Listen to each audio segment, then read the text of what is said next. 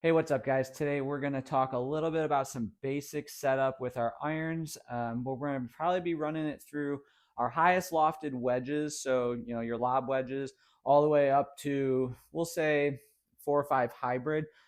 Once we start getting into fairway woods, drivers, I'll have a separate video about setup for those. So, what we're about to talk about right now, this is purely going to be for your highest lofted wedge, all the way up, like I said, through like 3, 4 hybrid. What we're going to run through some quick grip reminders, talk about posture, talk about ball position, and then get on out of here. Okay. So nothing too crazy today. Won't be anything super complicated. We'll keep it as short and sweet as we possibly can. All right. So let's get into the grip first. I personally feel like the grip is very important. I think you talk to most instructors, and they're going to echo the same sentiment that the grip is ultimately what connects you to your weapon. So it is what makes life easier when it comes to like controlling club face throughout the golf swing. So, you'll hear people reference grip as strong, weak, and neutral. So let's just kind of cover what those are. There are different things that you need to do depending on how you grip the club throughout the swing, and we'll get into all those too throughout the winter. I think there's actually another video on the page that talks a little bit about grip matchups, so you can kind of browse for that. But yeah, we'll dive more headfirst into that as we go. So, but real quick, let's just kind of talk about grip, and then we'll get into posture, and then we'll talk about ball position. So grip here is going to be, let's just start with neutral. I'm going to talk about my lead hand. I'm a right-handed golfer, so my lead hand is my left hand. I'm going to make sure that that club gets placed right at the base of my fingertips there.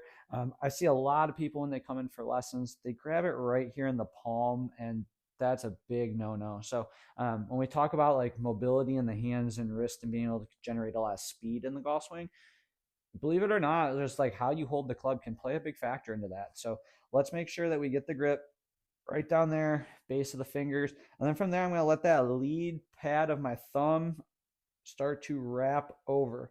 I see a lot of people try and get their thumbs like perfectly lined up with like the logo on their grip here. On mine, it says Golf Pride.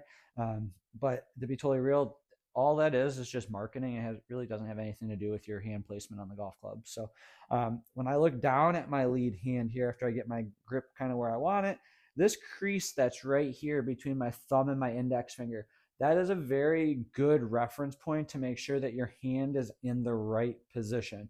When I have my hand in a neutral position, this crease, when I put my hand down and get into the right position, that line is going to be pointing at my trail shoulder. So again, as a right-handed player, my left-handed crease is going to point at my right shoulder. My lefties, flip it around. Okay. Now, talking about how this hand would reference strong, weak, or neutral. This would be a fairly neutral. You could make the argument, I guess, it errs to the slightly stronger side of the grip.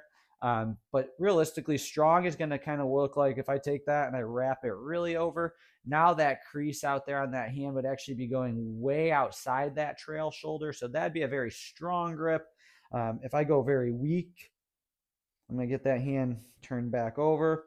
And now the thumb's going to be more kind of down the shaft of the club. And then that line or that crease would also be pointing usually slightly, just in my case, just left of my center. So kind of more towards my lead shoulder, maybe just inside my lead armpit. Okay.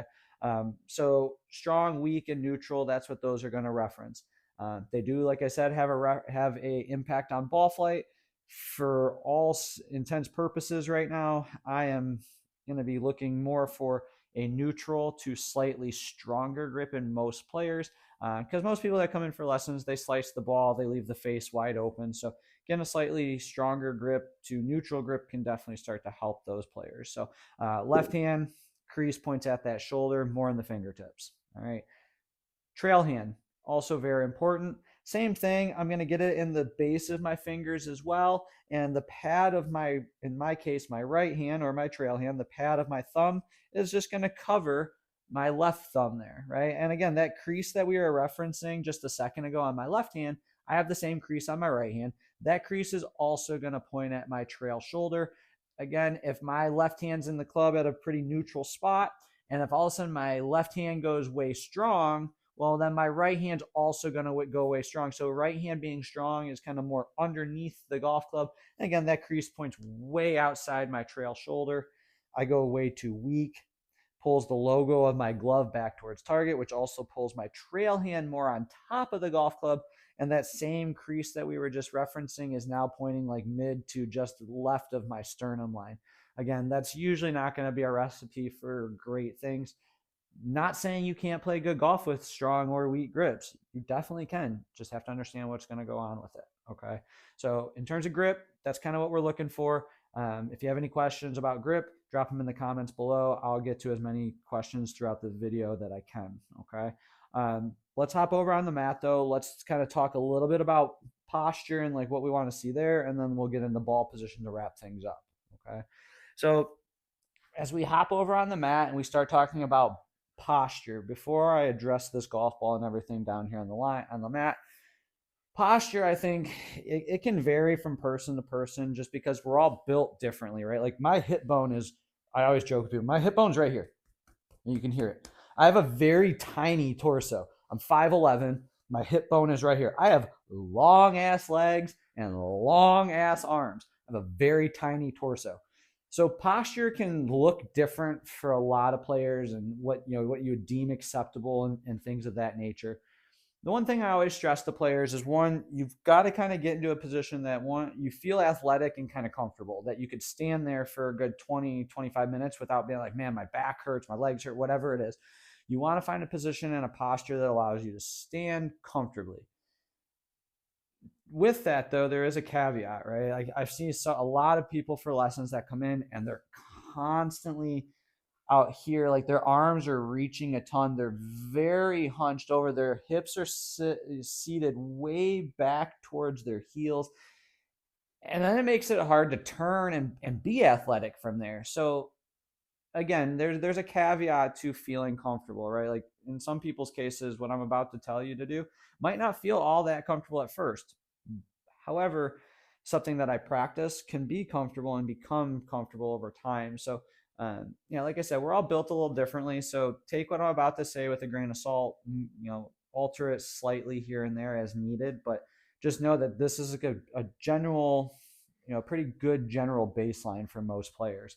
So when we start to get our grip on the club, I like my players to kind of start with their arms out here in front of them and the club straight up and down. You'll notice my arms aren't completely locked out. There's a little softness in my elbows here. All right. And then from here, I'm actually just going to hinge from the waist down and let the club find its way to the ground as this happens. Now, when that starts to happen, you'll notice my arms are a lot more underneath my shoulder joints at this point. My hands are significantly closer to my body. They're actually, from my view, they look like they're straight over like the shoelaces on my shoe. And the camera from where I'm looking right now, it's pretty close.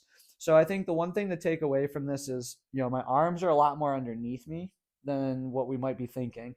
But two, they're a lot closer to your body than I think what a lot of people are used to. I watch a lot of people at first get into this and then they start to drop down. And because the hips usually kick back that way and then they come down, now my arms are way out in front of me. And it's like we're trying to get away from the golf ball. Realistically, if you look at a lot of really high level players, they stand really close to the golf ball. And that can be scary for some players. But I think in what we can learn from this is you need to err being closer to the golf ball. Do not err getting too far from the golf ball because that's going to limit rotation. It's going to limit mobility. It's going to make some other things pretty hard. So when we start to get into this posture, we start to hinge from the waist going down. Let the arms kind of fall underneath us. And then from here, I'm going to add just a small little knee flex.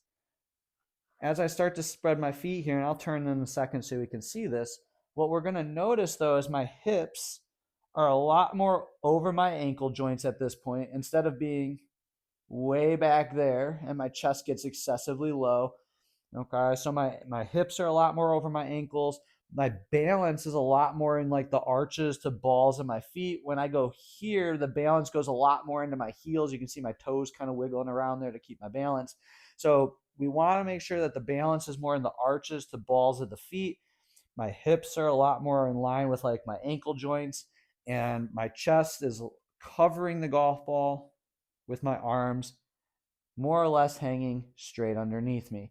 Now, you can get into spine angles and things of that nature. The one thing that I'm particular about with my students is more or less in the lower back. I see a lot of it with my younger kids. You see them kind of like arch their back and like have this S curve. If you're familiar with Will Zalatoris, that's kind of what it would look like. You get this big arch down here in the lower back. As little kids, you can kind of get away with that because you're still super flexible and able to do that. But if you're familiar, like I just said, with Will Zalatoris and the back problems that he's had in the surgery, or maybe two now at this point that he's had to have because of that, it is a big deal. So when we talk about posture, the one thing like I said, I'm very, very, very picky on is how someone gets this lower back nice and flat. I don't want to have like this little S curve going on. We want to flatten this in, and you can see what's going to happen. Let me scoot in just a little bit here. So if I like arch my back, but then I want to be able to actually like flatten my hips here. So I flatten my lower back there. One way that you can kind of test this, you just grab your golf club and throw it over your spine. Stand straight up and down. You're going to see the shaft starts touching my head. The shaft at the bottom is kind of touching my tailbone. I want to be able to bend in posture and keep that club still touching my back. I shouldn't have this like arching gap like that. And I don't want to be bulging my lower back and rounding it so I start to like push this back. My back should be pretty flat and touching that. So if I hop back over on the mat real quick, got into my posture like I was going to hit one. Let's measure me out real quick. Let's see how I'm doing posture wise. I'm doing pretty good. My head's right on plane. My back's still touching it. I don't have this huge gap here. I'm not arching. All right. So that'd be pretty good posture. So that's just a nice, easy way to kind of check that and see how you are doing with that. Okay. Again, same thing like I just said with grip. If you have any questions about posture, just drop them down below and I'll answer them as I can. Okay. Now let's hop over into like ball position and setup from that side of things. And then we'll get on out of here today. All right. So ball position wise, I like to stress to all, excuse me. I like hiccups. I like to stress to all of my students, highest lofted wedge all the way to like 7 or 6 iron basically. Ball position is not going to change. I am not somebody that likes to have the ball moving every single club.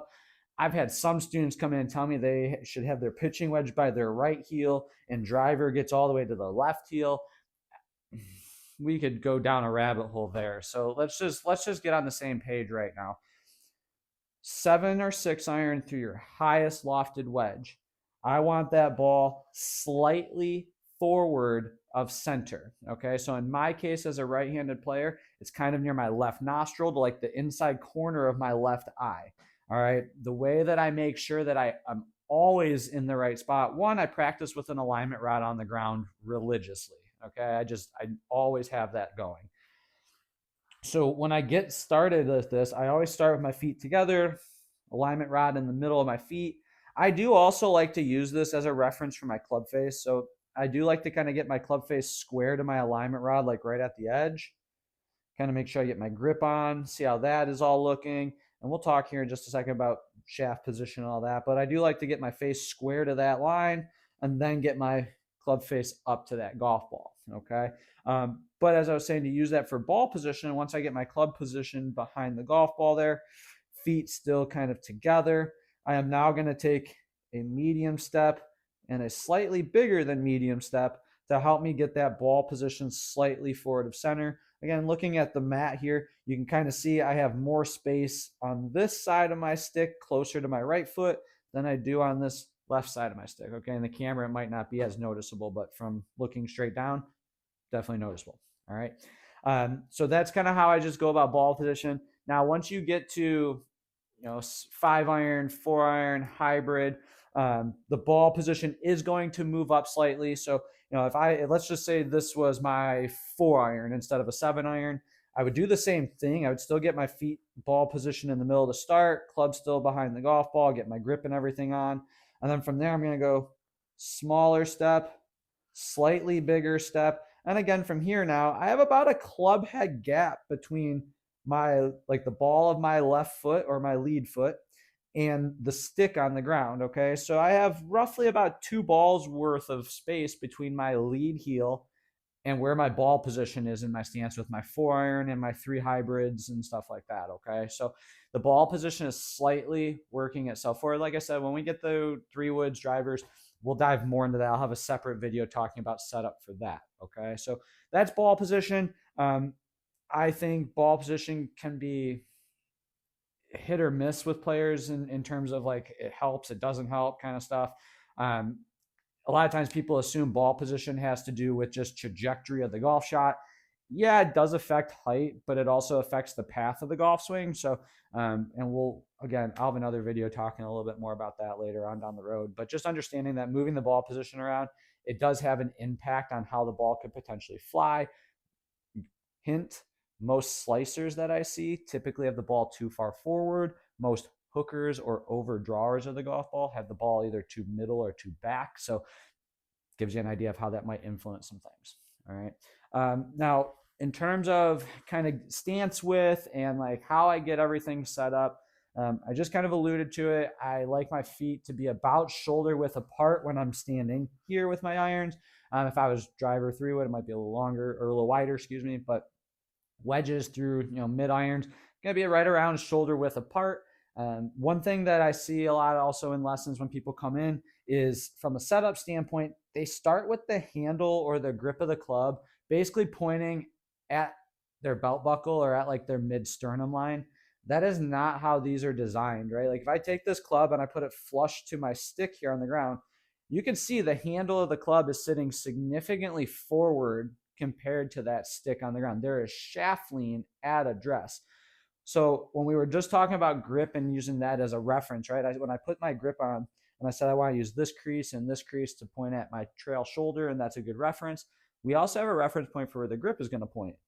Butt end of the club or top of the grip should be pointing right around the player's first belt loop, not the belt buckle, the first belt loop. And that holds true for every club beside your putter. That holds true for every single club. Okay. So that is something that you'll hear me still say when I do talk about 3 woods and drivers later down the road. But yes, this handle of the club should be pointing at the player's first belt loop. Okay. So when we get set up, hands are slightly forward.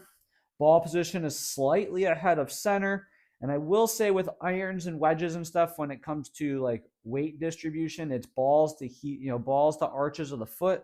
But I like to see it kind of 50-50, maybe 55-45 favoring the front part of the swing or the lead side of the swing at address. But it won't get too drastic from there. So that's going to kind of wrap us up today in terms of setup basics. Like I said, if you have any questions, drop them down below in the comments. I'll answer as many of them as I possibly can. And hopefully this helps you guys, and I'll see you around the range.